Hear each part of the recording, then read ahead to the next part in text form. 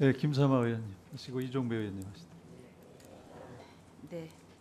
앞에서 다른 의원님들께서 말씀을 하셨기 때문에 저는 그 자료 제출 제가 요청했던 것 중에서 제출하지 않은 것 중에 대부분이 뭐 개인정보 보호라는 이유로 제출을 안 한 게 있는데요. 그걸 개인정보라고 하기는 힘들고 아까 오래되었거나 개인정보다 이렇게 얘기를 했는데 제가 요청했던 자료 중에서 최근 5년간 후보자와 배우자 명의의 통장에서 자녀 명의 계좌로 송금한 내역이었거든요. 근데 그거는 요구를 했던 것은 자녀가 미국에 유학 중이기 때문에 당연히 요청을 할 수밖에 없었고 또 하나는 자녀가 그 미래세태우 계좌를 가지고 있어요. 그 주식 계좌인데 한국에 살지 않는데 주식 계좌를 갖고 있는 것도 좀 납득이 안 됐고 그러면 배우자나 혹시 후보자가 운영을 한 것이 아닌가 하는 의심을 상식적으로 할 수가 있었고요. 그리고 또 한국 계좌면 한국에 계좌가 있지만 이런 경우에는 미국에서도 개설을 해서 운영할 수가 충분히 있기 때문에 그래서 요청을 했는데 이거를 개인정보라고 주지를 않아서 제출을 해주기를 바라고요. 그리고 또 자녀의 미국 현지의 은행별 어카운트를 구분을 해서 잔고증명을 제출해달라 요청을 했는데 역시 제출을 하지 않고 있습니다. 제출을 해주시기 바라고요. 그 다음에 아까 그 열람해주겠다고 했는데 그거는 열람이 아니라 제출을 의원님들한테 해줘야 된다고 생각을 합니다. 그리고 어제 언론에도 나왔는데 그 자동차 그 주정차 위반 과태료 16건에 대해서 감면을 받은 언론 보도가 있었습니다. 그와 관련해서 감면받은 곳이 다 구로구입니다. 그래서 구로구청에 감면받기 위해서는 의견 진술을 하기 때문에 그와 관련된 자료를 요청했는데 본인 동의를 받아야 되는데 본인 동의가 없어서 제출을 못한다고 얘기를 하고 있거든요. 그래서 이와 관련해서도 좀 본인 동의를 하셔서 제출을 할 수 있도록 해주시기 바랍니다. 예, 이종배 의원님. 우리 의원님들의 자료 요구에 대해서 후보가 하시는 말씀 들어보니까 제출 의사가 별로 없는 것 같습니다.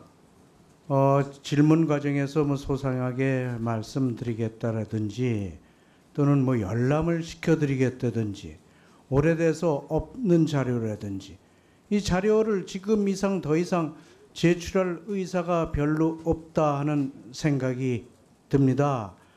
후보자가 만들어서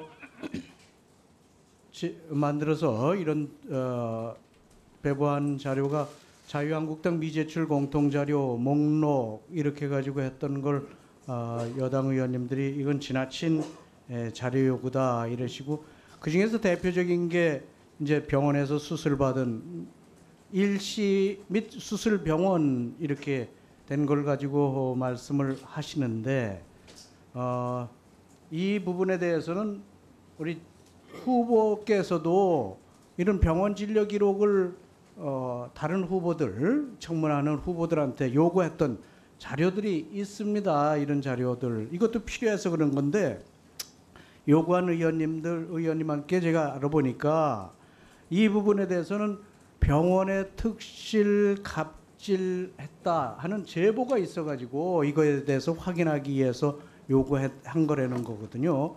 이 미제출 자료 목록 28건을 대표적으로 뽑으셨는데요. 이 자료에 대해서는 왜 이걸 요구했는지 드리겠습니다. 이거 보시고 이 사유가 타당하다고 인정하시면 자료 제출해 주시고요. 나머지 자료 제가 쉽게 말씀드릴게요. 적십자 회비 납부했느냐? 그럼 적십자 회사에서 본인에게 이걸 자료를 줘도 되겠습니까? 하니까 본인이 주지 마라. 이건 개인정보다. 이래서 못 받는 거거든요. 그런 걸 어떻게 할 거예요? 그걸 갖다 열람해 주실 거예요? 이런 건 왜 동의를 안 해주시는 겁니까? 이런 건 당연히 동의를 해주셔야지 기초 자료잖아요. 지금까지 쭉 전부 다 적십자 회비 납부한 거 기본적으로 다 받아가지고 질의하셨잖아요. 여당 의원님들도 다 그렇게 하셨던 거고 그래서 너무 지나치게 자료를 안 주신다. 이런 자료 가지고는 참 청문회에 임하기가 어렵다는 것을 누누이 말씀드리는데도 불구하고 후보께서 이런 자세로 자료 제출에 협조하지 않는 자세로 일관한다면 이런 자료 가지고 국민들을 대신해서 어떻게 청문하겠느냐.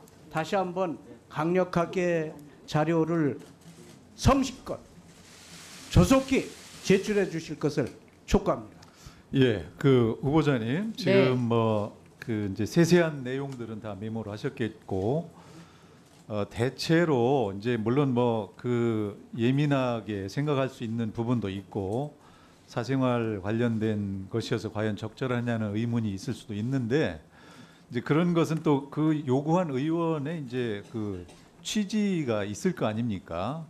그래서 일단 지금 후보자께서 자료 제출을 다 못하겠다 이러는 건 아니잖아요. 아닙니다. 네. 지금. 최대한 성실하게 하실 네, 예정이죠. 다 드릴 수 다 있고, 줄수 네, 있다. 다 드릴 수 있습니다. 그러니까 이제 네. 사생활 관련이라 하더라도 그 의원님과 이제 어떤 취지인지 들어보고 또 네. 후보자 입장을 얘기해서 그런 부분은 충분히 이제 조율이 가능하다 그렇게 생각이 되니까 예. 최대한 빠른 시간에 지금 언급된 여러 자료들을 의원실에 제공하도록 네. 그렇게 하시고 그런 입장을 이제 충분히 얘기했으니까 우리가 본질의를 통해서 그동안 하실 말씀들을 더 계속하도록 그렇게 네. 하는 게 제가 좋지 않겠나 짧게 생각이 됩니다. 말씀드리겠습니다. 적십자 회의 같은 거 이거는 드릴 수 있습니다. 그런데 아니, 자료 요구가 너무 많아가지고 아니, 5사람의 그 인사청문 준비위원들이 자료를 띄러 다녔는데 그래서 이게 아마 미처 못 예, 들어간 아니, 것 같은데 이게 지금 제가 자, 여쭤보니까 자료가 후보자가 있다고 자꾸 합니다. 얘기하면 네. 이게 어려워지니까. 네. 네.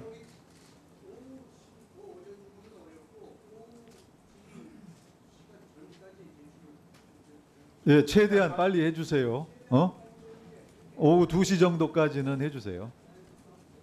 자, 그렇게 하도록 하고 이제 그리고 그 주질의를 건강 들어갑시다. 관련 자료는요. 아, 됐어. 그 네. 얘기 이제 여기서 일일이 하지 마세요. 네, 그건 이제 네. 개별 의원님, 제가 요구하신 의원님한테 설명을 좀 해주시고, 자, 의성권 의원님 질의하십시오.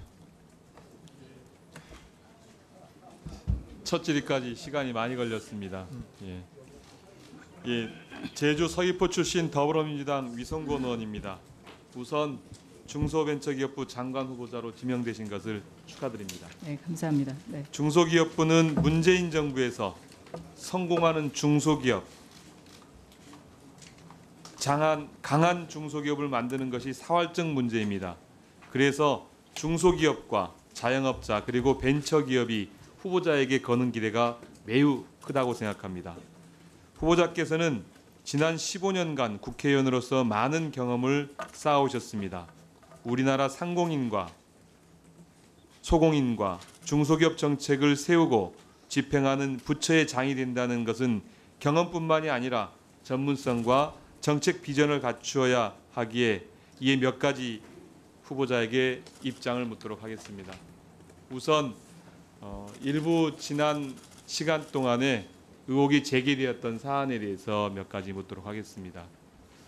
앞서도 얘기가 좀 나왔는데요. 후보자께서 과거 조윤선 전 장관 인사청문회에서 조 후보자의 생활비 문제를 지적하신 바 있다고 되어 있는데요. 이게 어떤 사항이죠?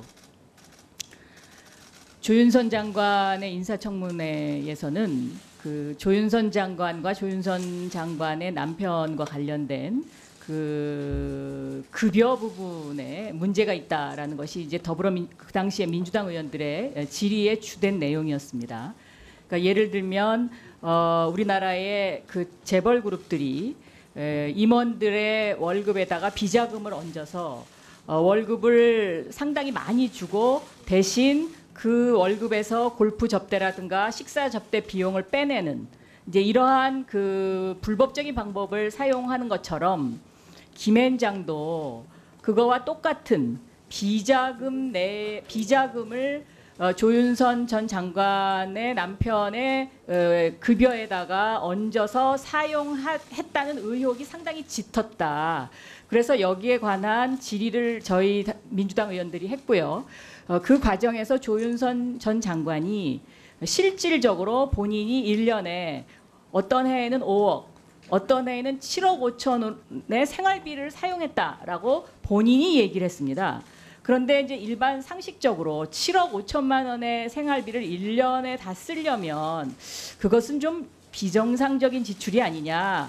이제 이렇게 해서 그 질의가 시작된 것이고 그 조윤선 장관의 그래서 씀씀이라는 그 단어가 붙은 이유도 7억 5천만 원을 12달로 나누면 이것이 거의 한 달에 엄청난 숫자의 그 생활비를 지출해야 되는 거 아닙니까? 그러니까 조윤선 장관의 그 당시 답변을 보면 뭐 밥 사주고 밥값에 내고 그다음에 뭐 가족들을 다 부양한다 뭐 이런 식의 답변을 했어요. 7억.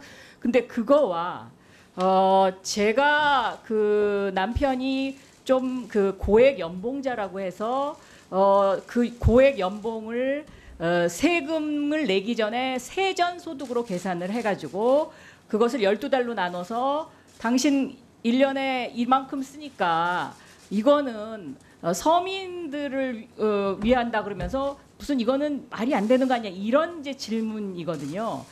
저는 그것은 좀 경우가 다르다라고 생각을 하고 있고요.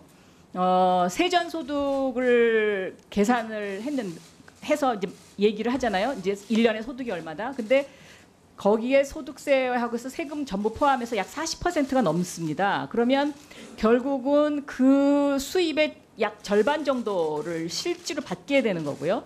그러니까 이런 어떤 약간의 그 부풀리기, 과장 이러한 자료를 만들어서 이제 야당 의원님 중에 어떤 분이 이걸 내셨기 때문에 저는 청문회에서 그렇게 좀 그 뭔가 국민들에게 과장된 자료로서 예. 그런 이야기를 하는 것은 적당치 않지 않나 이제 그런 생각을 하고 있습니다. 예. 네. 하나만 더 묻겠는데요. 후보자의 이제 배우자 명의로 일본에 아파트가 있으시죠? 구입 경위가 어떻게 되는 거예요?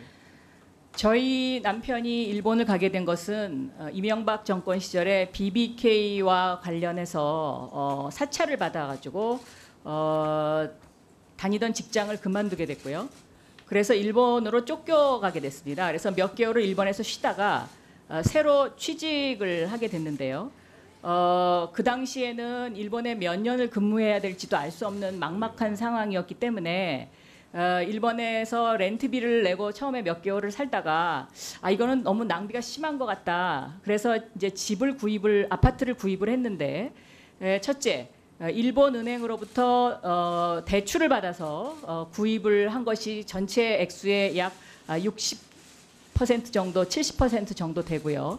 나머지 금액은 본인이 한국에서 가지고 있던 회원권을 팔아서 약 1억 5천만 원 정도를 송금했고요. 그리고 나머지 금액은 일본에서 받았던 월급을 저축한 것으로 해서 그 구입 액수가 계산을 하면 다 나옵니다. 그래서 그 아까 어떤 의원님께서 그 송금 내역을 보내달라고 하셔서 제가 그 송금 통장을 찾아서 오늘 가지고 왔습니다. 그래서 원하시면 그 내역을 보여드리도록 하겠습니다. 예. 네. 알겠습니다. 정책 질의를 하도록 하겠습니다.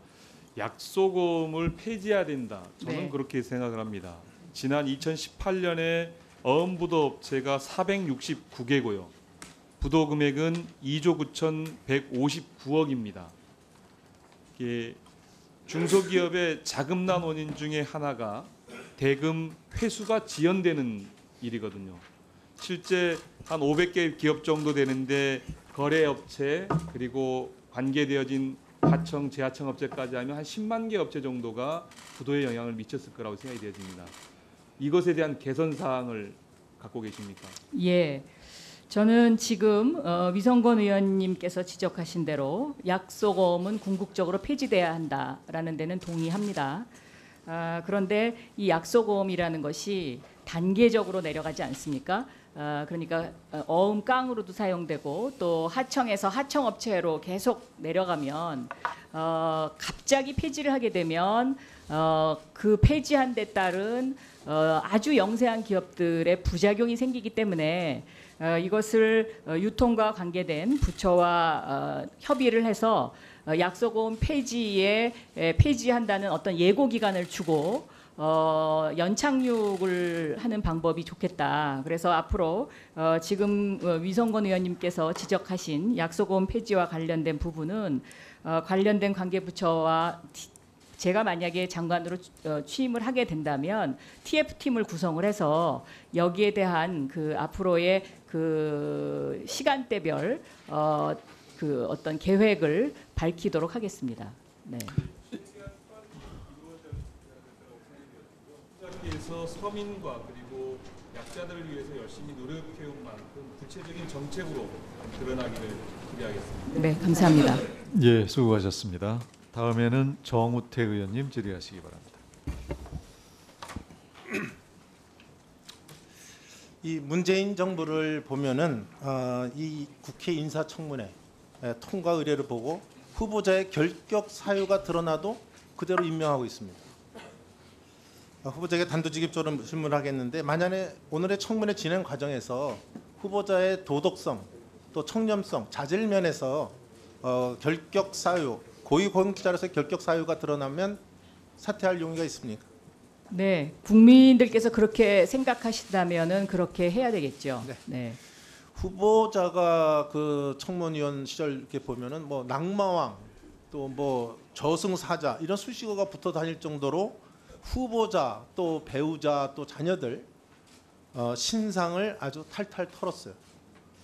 이제 그 입장이 바뀌어서 그쪽에 계시니까 후보자 역시도 그런 동일한 잣대로 인사검증과 평가를 받고 그렇게 이루어져야 된다고 생각하시죠? 네, 네. 네, 국민들 앞에 소상히 설명드려야 된다고 생각합니다. 네. 그런데 제가 보면 지금 오전 내내 이거 갖고 얘기를 하고 있습니다만은 자료 제출 태도를 보면은 완전히 배째라식입니다. 우리 배째라 장관이 될까봐 제가 걱정이 됩니다. 지금 이 문재인 정부 제가 원내대표 시절에도 100일 때 내로남불 정권이라고 제가 명명을 했습니다만은 지금 우리 후보자 하시는 거 보면 내로남불의 정점을 찍는 것 같아요. 제가 자료 제출 얘기할 때 얘기를 안 했습니다만은 물론 불합리한 너무 개인에 대해서 요구하는 것도 문제 있다고 생각합니다. 근데 검증을 하는데 반드시 필요한 특히 배우자, 후보자의 배우자, 후보자의 장남에 대한 그 어떠한 자료도 지금 내놓지 않고 있어요. 제가 구체적 항목은 많이 필요하면 제가 얘기하겠습니다. 또 세금 탈루 검증을 위한 자료 요구 이것 단 한 줄 천합 사실이 없다. 이렇게 동문서답으로 일관한 답변서가 왔습니다. 저는 지금 과거의 그 발언이나 또 지금 이 후보자로서의 행태를 보면 저는 후보자의 이중성이 드러나는 게 아니냐. 이중성을 가지면 국민들이 과연 신뢰를 갖고 장관을 신뢰할 수 있겠느냐. 저는 그 의문을 갖습니다. 한번 제가 짧게 편집한 뭐 워낙 많아서 제가 못하지만 과거에 그 자료 제출 문제라든지 또는 그 소위 그 묻지마 의혹 제기에 대한 그 어떤 답변 요구 이런 것에 대해서 잠깐 제가 편집했는데 좀 틀어주시기 바랍니다. 국회에서의 증언 및 감정 등에 관한 법률에 따라서 자료를 요구하는 경우에 자료를 제출하도록 돼 있거든요. 실정법상 비밀이 보장되어 있기 때문에 본인에 관한 서류를 못 내는 것을 양해해달라. 그러려면 청문회 뭐하러 합니까?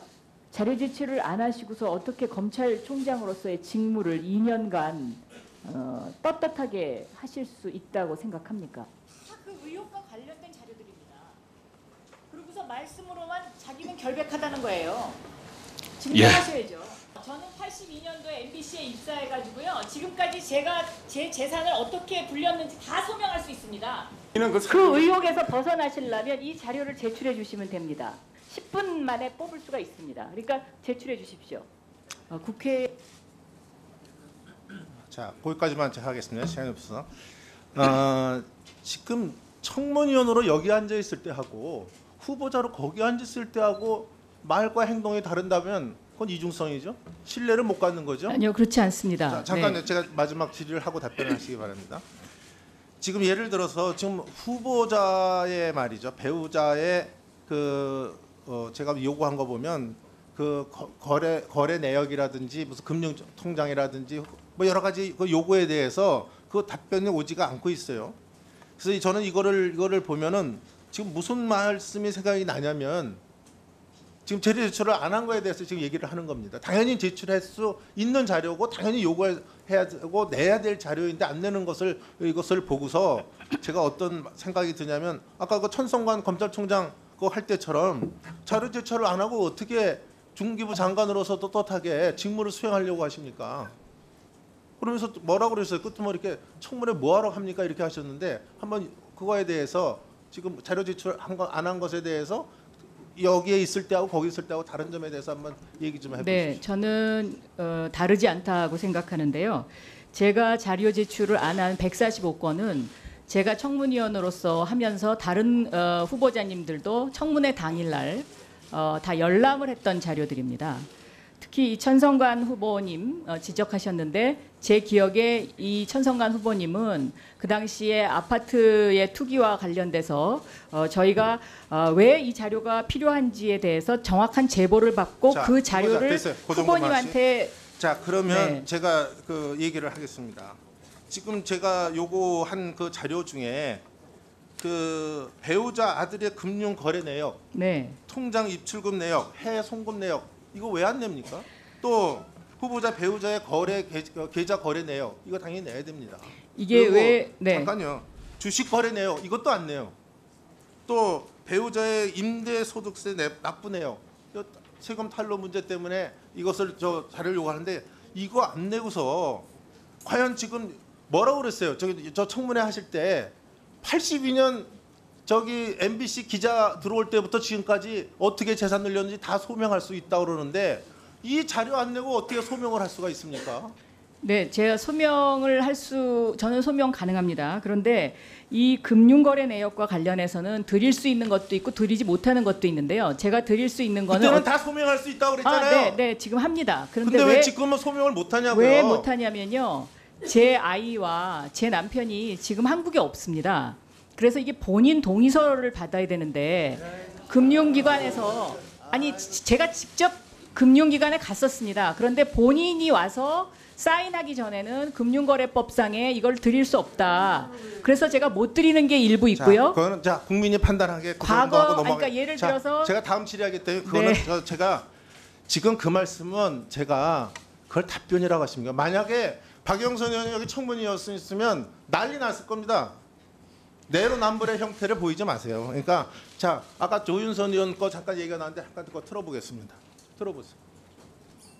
조윤선 전 장관의 씀씀이 유명하죠. 연간 5억. 문체부 장관 되기 전에 여성부 장관 시절에는 연간 7억 5천. 조윤선 전 장관의 씀씀이. 시간이 끝나서 다음에 계속 하도록 하시고요.